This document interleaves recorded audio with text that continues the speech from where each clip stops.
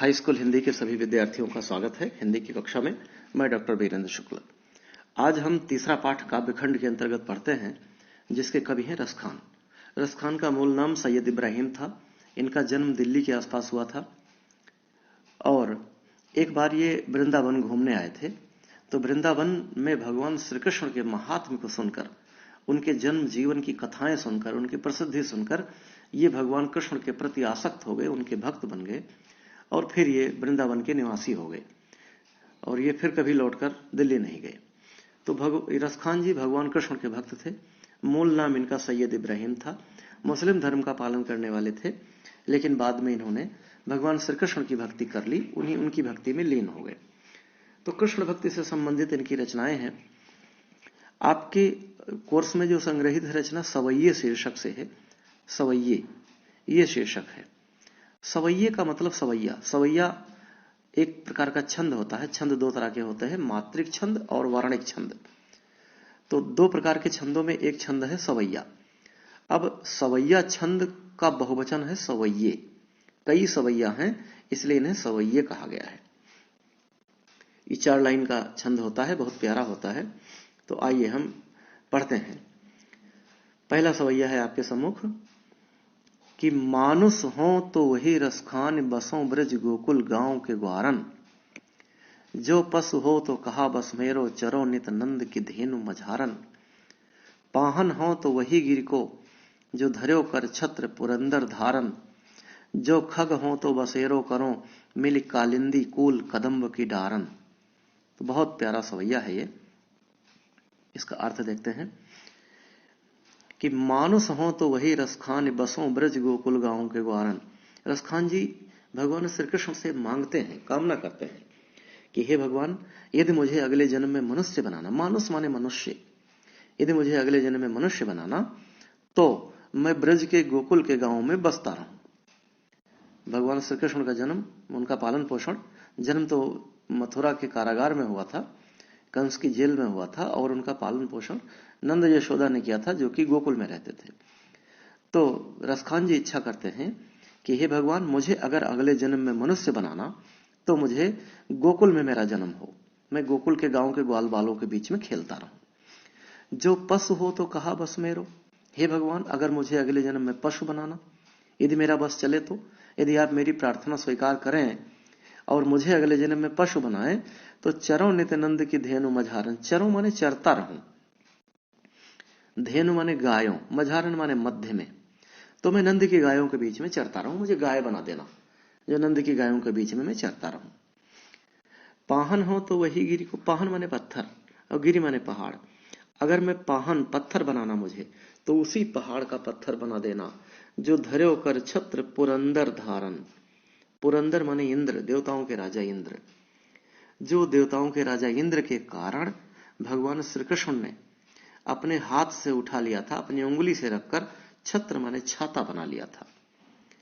एक अंतर कथा है कि एक बार इंद्रदेव भगवान कृष्ण से नाराज हो गए थे, तो उन्होंने मेघों को आज्ञा दे दी कि इतना पानी बरसाओ कि गोकुल गांव बह जाए, यमुना में मिल जाए। तो मेघ आए और मूसलाधार बारिश शुरू हो गई। तो भगवान श्री कृष्ण ने पूरे गांव वालों का आह्वान किया, पूरे गांव वालों को साथ लेकर, और गोवर्धन पर्वत उठा लिया, ऐसी कथा मिलती है, और उसका छाता बना दिया। जैसे कोई व्यक्ति अपने ऊपर छाता लगाकर बारिश से बच सकता है, उसी तरह गोवर्धन पर्वत को उठाकर भगवान श्री कृष्ण ने छाता बना दिया, और जिससे गोकुल में पानी की बूंदें कम पड़ी और सारा पानी यमुना में बह गया, और मेघ बरसते बरसते थक गए, लेकिन गोकुल पर कोई असर नहीं हुआ। ये एक कथा मिलती है। तो उस पर्वत का नाम है गोवर्धन पर्वत, जिसे बहुत पवित्र माना जाता है, और लोग समय समय पर उस पर्वत की परिक्रमा करने के लिए जाते हैं। तो रसखान कहते हैं कि यदि मुझे पत्थर बनाओ तो उसी पर्वत का पत्थर बना देना, जिसे भगवान श्री कृष्ण ने इंद्र के कारण अपने हाथों पर धारण करके छत्र बना दिया था, छाता बना दिया था, जिससे गोकुल की रक्षा हुई थी। जो खग हो, खग माने पक्षी, तो बसेरो करो, मिल कालिंदी कूल कदम्ब की डारन। आगे कहते हैं कि हे भगवान, अगर मुझे खग बनाना, पक्षी बनाना, तो बसेरा करूं, मैं बसता रहूं। कालिंदी माने यमुना नदी, कूल माने किनारा, कदम्ब एक प्रकार का पेड़ होता है, डारन माने डालियां। हे भगवान, मुझे अगर पक्षी बनाओ तो मैं यमुना नदी के किनारे उसी पवित्र कदम्ब की पेड़ की डाल पर मेरा बसेरा हो, मेरा घोंसला हो, मैं वहीं निवास करूं जहां भगवान श्री कृष्ण जिस पेड़ पर तरह तरह के खेल किया करते थे, जिस पर झूला झूला करते थे ग्वाल बालों और गोपियों के साथ। तो इस तरह इस 4 लाइन के बहुत सुंदर छंद सवैया में रसखान जी अपने इष्ट देव भगवान श्री कृष्ण से ये मांगते हैं, ये प्रार्थना करते हैं कि मैं अगर मनुष्य बनूं या मुझे किसी भी योनि में मेरा जन्म हो, चाहे मैं मनुष्य बनूं, चाहे पशु बनूं, चाहे पक्षी बनाओ, चाहे पत्थर बना दो, लेकिन मैं भगवान श्री कृष्ण के नजदीक रहूं, उनके उसी गांव में रहूं जहां उन्होंने कभी खेल किया था, जहां तरह तरह की रास लीलाएं की थी। तो एक बार आप कविता देखिए और मैं जल्दी से इसका सारांश बता देता हूं कि रसखान भगवान श्री कृष्ण से अपने मन की अभिलाषा प्रकट करते हैं, अपने मन की इच्छा प्रकट करते हैं कि हे भगवान, यदि अगले जन्म में मुझे मनुष्य बनाओ तो मैं ब्रज के गांव में गोकुल में ही निवास करूं। हे भगवान, यदि मुझे पशु बनाओ तो मैं नंद जी की गायों के बीच में चरता रहूं। हे भगवान, यदि मुझे पत्थर बनाओ तो उसी पहाड़ का पत्थर बना दो जिस पत्थर को भगवान श्री कृष्ण ने इंद्र के कारण अपने हाथ पर धारण कर छत्र बना दिया था, जिससे गोकुल की रक्षा हुई थी। हे भगवान, यदि मुझे पक्षी बनाओ तो मैं यमुना नदी के किनारे उसी कदम्ब के पेड़ की डालियों में निवास करूं जहां भगवान श्री कृष्ण खेल किया करते थे, झूला झूला करते थे। अब इसका संदर्भ कैसे लिखेंगे आप? प्रस्तुत पद्यांश या प्रस्तुत काव्यखंड हमारी पाठ्यपुस्तक हिंदी के सवैये नामक शीर्षक से लिया गया है। इसके रचयिता रसखान जी हैं। ये हो गया संदर्भ। व्याख्या कर देंगे आप, उसके बाद काव्य सौंदर्य लिखेंगे। अब काव्य सौंदर्य में पहला पॉइंट वही होगा जिसका इस कविता में वर्णन किया गया है। तो आप लिखेंगे पॉइंट नंबर 1 नंबर 1 डाल देंगे, लिखेंगे कि इस कविता में रसखान ने भगवान श्री कृष्ण से यह इच्छा प्रकट की है कि मेरा जन्म गोकुल के गांव में हो। 2 नंबर रस इसमें कौन सा है? शांत रस है। छंद है सवैया। अलंकार, सबसे पहले आप अनुप्रास लिख दीजिए, उसके बाद और कुछ मिले तो ठीक है, नहीं अनुप्रास तो है ही। और रस छंद अलंकार हो गया। भाषा हो गई ब्रज और गुण हो गया माधुर्य। चूंकि इसमें मधुरता है, माधुर्य भाव से उत्प्रोत है, इसलिए माधुर्य या प्रसाद भी आप लिख सकते हो। तो इस तरह से काव्य सौंदर्य पूरा हो गया। अब हम दूसरी कविता पढ़ते हैं। दूसरी कविता का मतलब है हम पढ़ते हैं तीसरी कविता, जो ये महत्वपूर्ण है, इंपॉर्टेंट है। ये 3 नंबर बहुत अच्छी कविता है रसखान की। देखिए, धूरि भरे अति शोभित श्यामजू तैसी बनी सिर सुंदर चोटी। धूरि भरे अति शोभित श्यामजू तैसी बनी सिर सुंदर चोटी। ये वाली कविता हम पढ़ रहे हैं, ये बहुत इंपॉर्टेंट है। खेलत खात फिरें अंगना पग पैजनी बाजत पीरी कछोटी। वह छबिको रसखान बिलोकत वारत काम कला निज कोटी। काग के भाग बड़े सजनी हरि हाथ सो ले गए माखन रोटी। रसखान कहते हैं, भगवान श्री कृष्ण के बाल रूप का वर्णन करते हुए कहते हैं, बालक थे जब बालक श्री कृष्ण, उस रूप का वर्णन करते हुए रसखान कहते हैं कि एक गोपी कहती है, गोपी के मुख से कहलवाते हैं, एक गोपी कहती है कि धूरि भरे अति शोभित श्यामजू।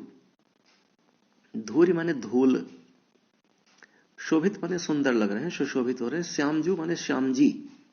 एक गोपी कहती है दूसरी गोपी से कि हे सखी, भगवान कृष्ण धूरि भरे अति शोभित, उन्होंने अपने बालों में धूल डाल रखी है। देखिए, बाल मनोविज्ञान का बड़ा सुंदर वर्णन किया है। एक बालक जो छोटा सा है, 2.5-3 साल का बालक है, अगर उसे धूल में छोड़ दिया जाए, रेत में छोड़ दिया जाए, तो अपने सिर में वो धूल से नहा लेता है। तो इसका वर्णन करते हुए रसखान लिखते हैं कि गोपी कहती है कि भगवान श्री कृष्ण ने अपने बालों में धूल भर रखी है। तैसी बनी सिर सुंदर चोटी, उनके सिर पर सुंदर चोटी बनी हुई है और उन चोटियों में उन्होंने धूल भर रखी है, फिर भी बहुत शोभायमान लग रहे हैं, बड़े सुंदर लग रहे हैं। खेलत खात फिरें अंगना, अंगना माने आंगन। गोपी कहती है कि अपने आंगन में वे खेलते हुए खाते हुए घूम रहे हैं। पग पैजनी बाजत पीरी कछौटी। पग माने पैरों में, पैजनी बाजत उनके पैरों में घुंघरू बज रहा है। पैजनी एक प्रकार का वाद्य यंत्र होता है जो माताएं अपने बच्चों को पहना देती हैं। ऐसे मान लीजिए घुंघरू, उनके पैरों में घुंघरू बहुत अच्छा बज रहा है। पीरी कछौटी, और उन्होंने कछौटी माने लंगोटी, कच्छा जो बालकों को पहना दिया जाता है, तो उन्होंने पीरी कछौटी, पीला लंगोट धारण कर रखा है, पीला कच्छा पहन रखा है।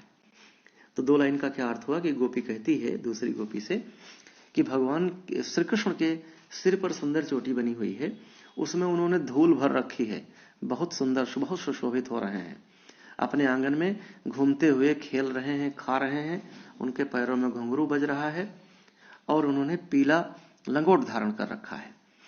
वह छवि को रसखान बिलोकत वारत काम कला निज कोटी। हे सखी, रसखान जी के शब्दों में गोपी कह रही है कि हे सखी, उनकी उस छवि को देखकर वारत काम, काम माने कामदेव, कामदेव देवताओं में सबसे सुंदर देवता कामदेव होता है और कामदेव प्रेम का देवता होता है।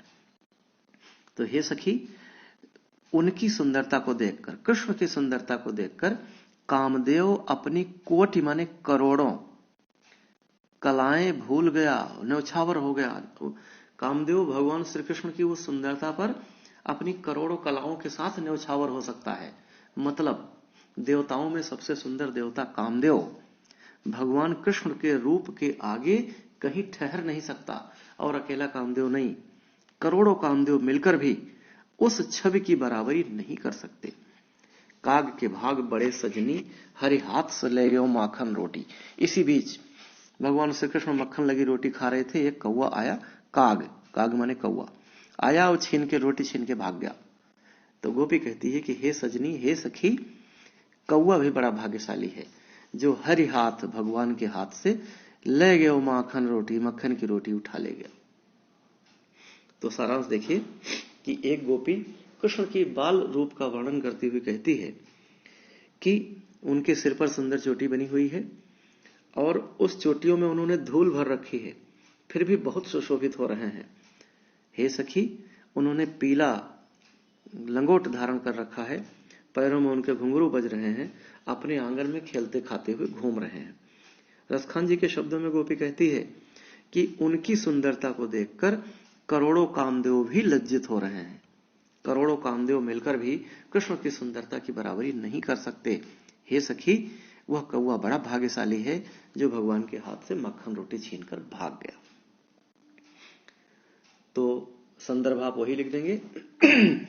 और काव्य सौंदर्य में इस छंद में भगवान कृष्ण के बाल रूप का बड़ा मनोहारी वर्णन किया गया है। रस हो गया श्रृंगार रस, क्योंकि जहां किसी नायक या नायिका के प्रेम या सौंदर्य का वर्णन किया जाए वहां श्रृंगार रस होता है। तो यहां भगवान के रूप का वर्णन किया गया है, इसलिए श्रृंगार रस है। और रस छंद, इसके बाद छंद है सवैया और अलंकार। सबसे पहले आप अनुप्रास लिख दीजिए, उसके बाद देखिए और कोई अलंकार इसमें मिल रहा है तो ठीक है, नहीं तो अनुप्रास तो है ही। रस छंद अलंकार, भाषा है ब्रज और गुण है माधुर्य। अब आइए हम पांचवी कविता पढ़ते हैं। पांचवी कविता ये वाली, बहुत प्यारी कविता है ये।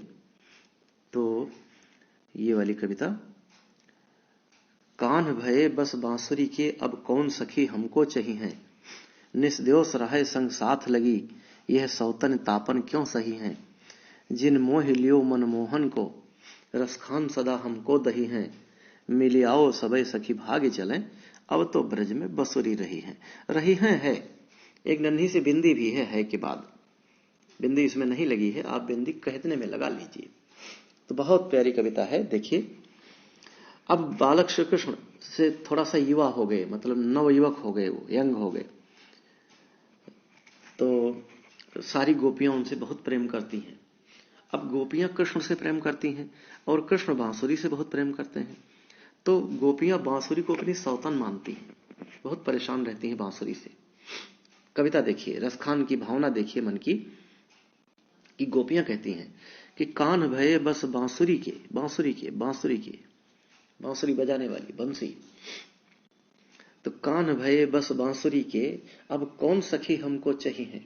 गोपियां आपस में कहती हैं कि हे सखी, अब कन्हैया तो बांसुरी के बस में हो गए हैं, अब हमें कौन चाहेगा, कौन हमें चाहिए है, हमें कौन चाहेगा, हमसे प्यार कौन करेगा। कृष्ण तो बांसुरी को चाहते हैं। निस दिवस, निश माने रात और दिवस माने दिन, दोनों को मिला दीजिए तो निस दिवस बन गया। निस दिवस रहे संग साथ लगी, वह रात दिन उनके साथ लगी रहती है। यह सौतिन तापन क्यों सही है, हमसे सौतिया जलन सही नहीं जाती। किसी पुरुष की दो पत्नियां हों तो आपस में उन्हें सौत बोलते हैं, सौतन कहते हैं। तो गोपियां अपनी सौतन मानती हैं बांसुरी को, क्योंकि वो उन्हें चाहती हैं, कृष्ण बांसुरी को चाहते हैं। तो गोपियां कहती हैं कि रात दिन वो उन्हीं के साथ लगी रहती है, हमसे यह सौत की जलन नहीं सही जा सकती। जिन मोह लियो मनमोहन को, मनमोहन मन के प्यारे श्री कृष्ण, हे सखी, इस बांसुरी ने मनमोहन को मोह लिया है, मोहित कर लिया है, अपने ऊपर रिझा लिया है, मुग्ध कर लिया है। रसखान सदा हमको दही है, दहना जलाना। तो गोपियां कहती हैं कि हे सखी, इस बांसुरी ने तो भगवान कृष्ण को मुग्ध कर लिया है, अपने बस में कर लिया है। ये हमको रात दिन जलाती रहेगी, ईर्ष्या से जलाती रहेगी। मिले आओ सबे सखी भाग चलें, अब तो ब्रज में बांसुरी रही है। हे सखियों, आओ हम लोग कहीं अलग भाग चलें, अब तो ब्रज में बांसुरी रहेगी, हमारा यहां कोई काम नहीं। तो गोपियों की खीज का प्रकटीकरण यहां पर हुआ है। बहुत प्यारा वर्णन गोपियों के मनोविज्ञान का, बहुत सुंदर वर्णन रसखान जी ने किया है। एक बार सारांश फिर से देख लीजिए कि गोपियां कहती हैं कि हे सखी, कन्हैया तो बांसुरी के बस में हो गए हैं, हे सखी हमको कौन चाहेगा, रात दिन वो उन्हीं के साथ लगी रहती है, हमारे साथ तो सौतन जैसा व्यवहार ये कह रही है, हमसे उसका प्रभाव सहा नहीं जाएगा।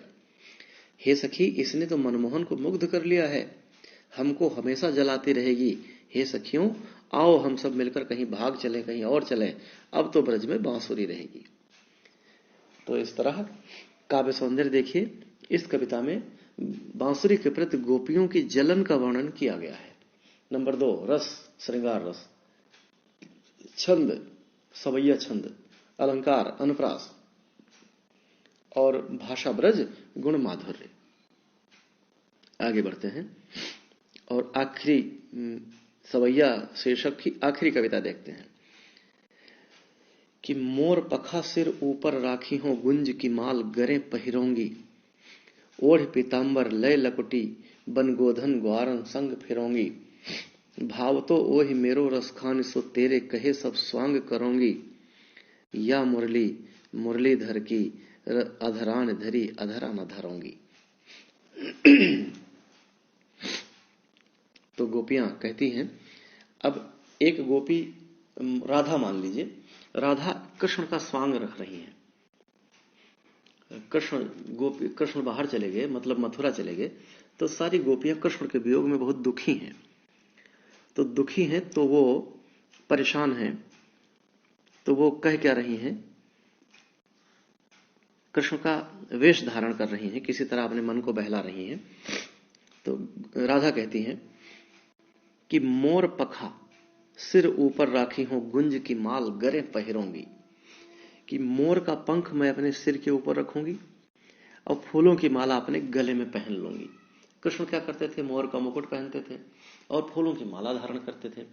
तो गोपी कहती है कि मोर पखा सिर ऊपर राखी हूं, मोर का पंख अपने सिर पे लगा लूंगी, गुंज की माल गरे पहिरोंगी और फूलों की माला गले में पहन लूंगी, ओढ़ पीतांबर लय लकुटी, पीला वस्त्र ओढ़ लूंगी, लाठी ले लूंगी, बन गोधन ग्वारन संग फिरोंगी और जंगल जंगल ग्वाल बालों के साथ, गायों के साथ फिरती रहूंगी।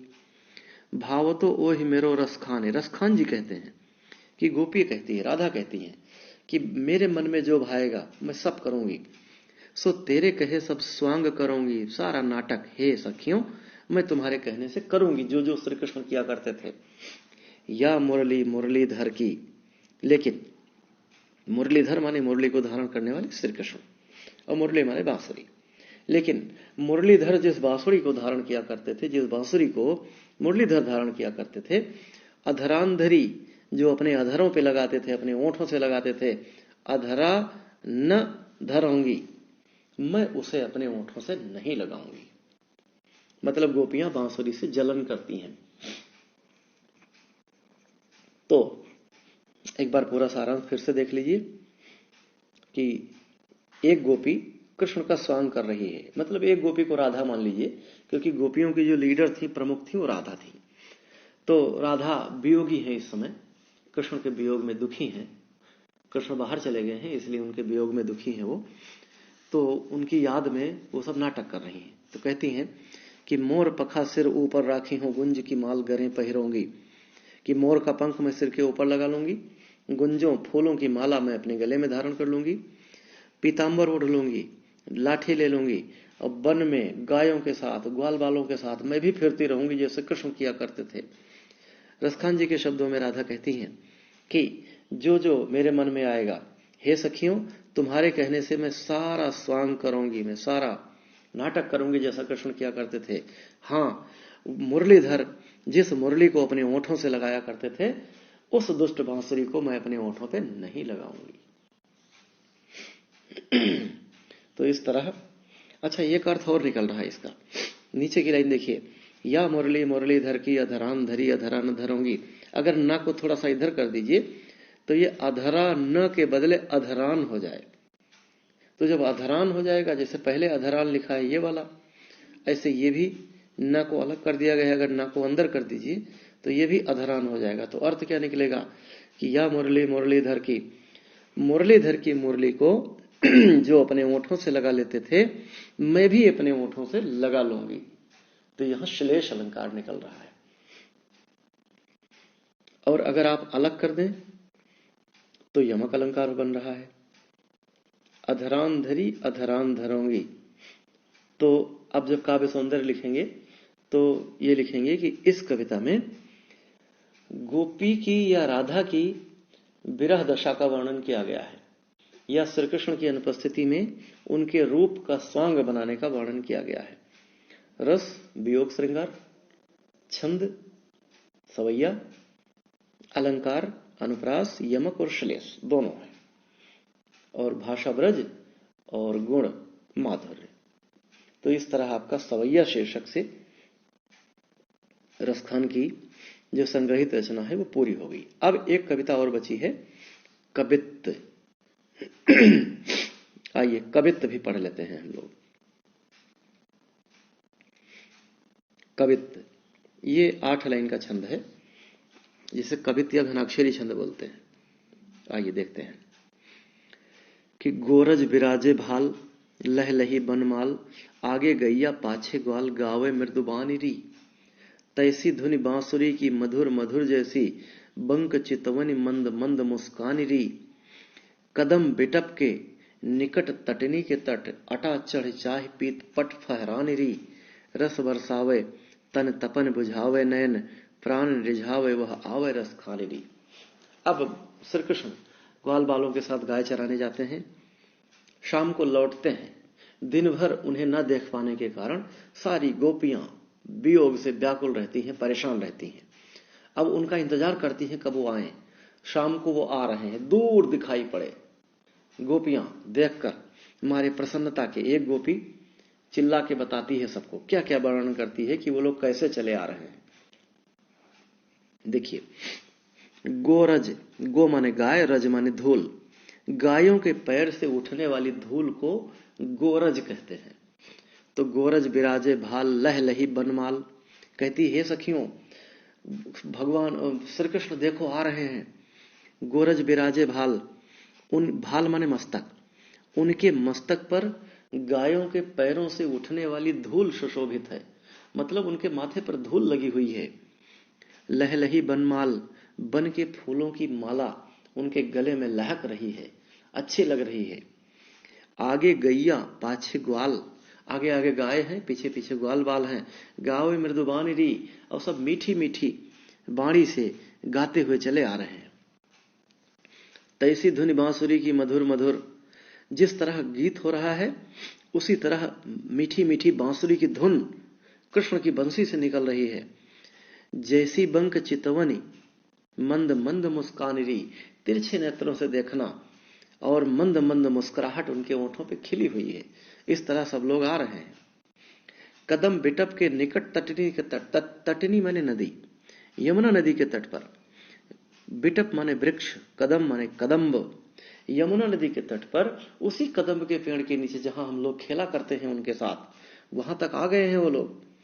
अटा चढ़ी चाहे पीत पट फहराने री, हे सखी चाहे तो तू अटा माने अटारी पर, मतलब घर की बिल्डिंग के ऊपर अट्टालिका पर, हे सखी चाहे तो अटारी पे चढ़ा देख।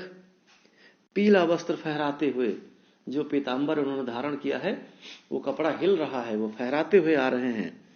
रस बरसावे तन तपन बुझावे नयन, रस बरसाते हुए, शरीर की प्यास को बुझाते हुए, नयन प्राणन रिझावे, आंखों और प्राणों को रिझाते हुए वह आवे रसखान। रसखान जी कहते हैं कि गोपी कहती है कि हे सखियों वो लोग चले आ रहे हैं। तो सारांश फिर से देख लीजिए कि एक सखी श्री कृष्ण शाम को ग्वाल बालों के साथ गाय चराकर लौट रहे हैं। गोपियां उन्हें दिन भर नहीं देखा है, सब परेशान हैं। तो वो एक सखी दूर से देख लेती है उनकी टोली को, तो वो मारी प्रसन्नता के चीख चीख कर सबको बुला रही कि हे सखियों देखो, उनके मस्तक पर धूल सुशोभित है, गले में फूलों की माला पड़ी हुई है, आगे आगे गाय, पीछे पीछे ग्वाल, और सब मीठी धुन में गाते बजाते चले आ रहे हैं। हे सखी बड़ी मीठी धुन बांसुरी की मधुर मधुर बज रही है, वैसे ही मंद मंद मुस्कुराहट है, वैसे ही बंक चितवन, तिरछे चितवन है। उनकी जो देखने की अदा है, जो देखने की स्टाइल है, बड़ी अद्भुत है। मंद मंद मुस्कुराहट के साथ चले आ रहे हैं। हे सखी देख, यमुना नदी के किनारे उसी कदम के पेड़ के नीचे से वो लोग गुजर रहे हैं। चाहे तो तू अटारी पे चढ़ के देख, पीला वस्त्र फहर रहा है, रस बरसाते हुए, शरीर की प्यास को मिटाते हुए, नयन प्राणों को रिझाते हुए, हे सखियों देख कृष्ण आ रहे हैं। तो अब संदर्भ वही हो जाएगा कि प्रस्तुत काव्यखंड हमारी पाठ्यपुस्तक हिंदी के कवित्त नामक शीर्षक से लिया गया है। इसके रचयिता रसखान जी हैं। व्याख्या कर देंगे आप, और व्याख्या के बाद काव्य सौंदर्य लिखेंगे। पॉइंट नंबर 1 कि भगवान श्री कृष्ण और ग्वाल बालों के आने का बहुत सुंदर वर्णन किया गया है। नंबर 2 रस, रस श्रृंगार, छंद कवित्त। अब कवित्त छंद हो जाएगा आपका ये वाला। और अलंकार, अलंकार अनुप्रास आप लिख दो, और कुछ मिले तो ठीक है, नहीं अनुप्रास तो है ही। और भाषा ब्रज और गुण माधुर्य। तो इस तरह रसखान कवि को हमने पढ़ लिया है, और ये मान के चलिए कि एक न एक व्याख्या रसखान से रखी है। तो पहला पाठ है सूरदास, दूसरा तुलसीदास और तीसरा रसखान। अगर आप इन तीनों को तैयार कर लेंगे तो आपको व्याख्या मिल ही जाएगी, कटनी नहीं है। और सूर और तुलसी का जीवन परिचय तैयार कर लीजिए, तो ये आपका मामला पक्का हो गया। मतलब 6 और 3 9 नंबर पक्के हो गए। 3 नंबर जीवन परिचय कवि का और 6 नंबर की हिंदी व्याख्या। इन तीनों पाठों से कोई न कोई आपको जरूर मिल जाएगी, इतना ध्यान रखिएगा। शेष अगले अंक में।